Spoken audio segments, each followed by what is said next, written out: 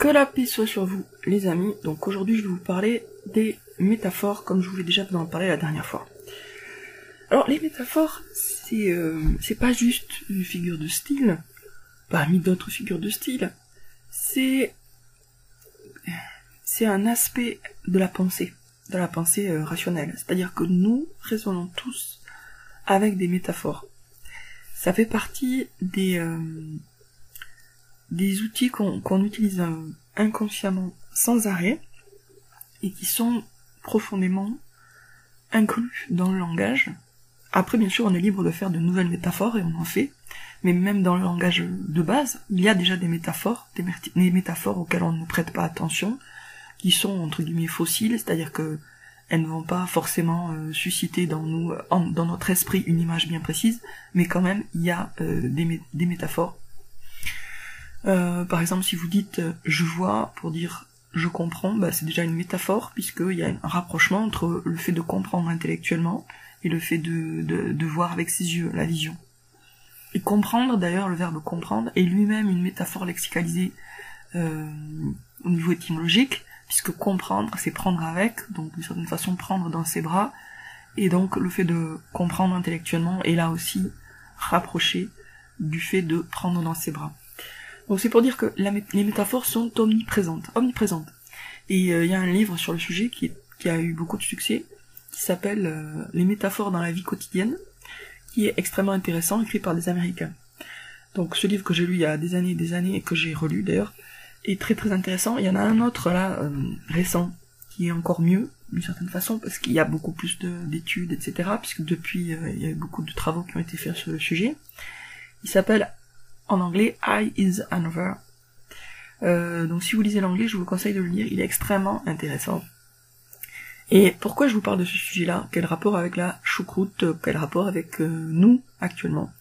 Eh bien, ça a tous les rapports. Il est absolument essentiel de comprendre comment nous sommes manipulés par les maîtres du monde pour adopter certaines métaphores qui nous envoient droit dans le mur. Donc là, je vous parle vite fait d'une expérience qui a été faite par un psychologue. Je sais pas si je vais réussir à bien vous expliquer l'expérience, parce que là, ma base elle est en anglais, et puis ça fait référence à des événements de l'Amérique, mais bon. Donc on a un psychologue, Thomas Gilovich, qui a démontré le pouvoir de ces métaphores usées pour influencer notre jugement et nos décisions. Donc lui, son idée, c'était de prouver que les métaphores ont une influence sur notre jugement et nos décisions. Donc qu'est-ce qu'on décide en fait de faire? Il a demandé à des étudiants de Stanford d'imaginer qu'ils étaient des officiers avec un haut niveau dans le gouvernement US, et on les a informés qu'il y a un petit pays démocratique qui n'est pas super important pour les États-Unis, qui a été attaqué par un pays plus puissant, communiste ou fasciste, et qui a demandé aux États-Unis leur aide. Voilà, donc ça c'est le scénario de base. Il devait prendre une décision par rapport à ça. Donc un petit pays démocratique qui est attaqué par un ennemi communiste ou fasciste, qui demande l'aide des États-Unis. Donc est-ce que eux décident d'aider ce petit pays, oui ou non? Et en fait, dans la description de ce pays hypothétique, imaginaire, et de la crise, etc., politique, il y avait 2 ou 3 versions. Dans une, il y avait des petits trucs qui envoyaient l'esprit sur des comparaisons avec le Vietnam et la guerre du Vietnam. Dans l'autre, des petits éléments qui faisaient plutôt penser à la Seconde Guerre mondiale. Et dans le troisième, je sais plus. Donc l'idée, c'était qu'il y avait des petits éléments dans le récit qui différaient. Mais c'était très minime, hein. C'était par exemple des espèces d'indices historiques qui faisaient que le lecteur avait l'esprit qui allait partir plutôt du côté Vietnam ou plutôt du côté Seconde Guerre mondiale. Je laisse tomber le troisième cas. Qu'est-ce qui s'est passé? C'est que les étudiants qui avaient eu les textes avec les petites allusions, les petites, c'est même pas des allusions, c'est des mots, des thèmes qui envoyé l'esprit donc vers la Deuxième Guerre mondiale ont été plus interventionnistes que ceux qui avaient eu des petites allusions qui les envoyaient vers le Vietnam. Alors, est-ce que si vous comprenez ce que ça veut dire que les étudiants, quand ils ont fait une analogie, donc une métaphore dans leur esprit de façon inconsciente, entre le scénario qui leur a été proposé et celui de la Deuxième Guerre mondiale, eh ben ils ont voulu intervenir comme les États-Unis sont intervenus. Comme par exemple les Américains ont débarqué en France. Et par contre, quand ils ont fait un rapprochement avec le Vietnam, inconsciemment, ils ont plutôt eu envie de pas intervenir. Comme les États-Unis ont fini par penser, les Américains ont fini par penser que la guerre du Vietnam c'était une mauvaise idée, etc. Alors ça veut dire quoi? Ça veut dire que les métaphores auxquelles nous adhérons influencent nos décisions et notre jugement futur. C'est-à-dire ça va avoir un impact très net, et ce, à notre insu, sur nos choix et nos décisions. Donc ceci étant dit, quelle est la métaphore auquel les maîtres du monde veulent que nous adhérions? Eh bien, c'est la métaphore de les autres sont des zombies. En effet, depuis environ 2005, il y a énormément de films et de séries représentant des zombies. Or, un zombie, c'est quoi? C'est un être qui a l'air d'être humain, mais avec qui il y a zéro communication possible, qui est totalement nocif, qui doit être détruit, et si on le détruit, on n'a même pas tué quelqu'un puisqu'il était déjà mort au départ. Donc imaginez maintenant ce qui peut se passer si vous mettez face à face quelqu'un qui se croit dans un scénario de film de zombies, donc qui a dans la tête la métaphore « je survis face aux zombies », face à quelqu'un qui a le même scénario.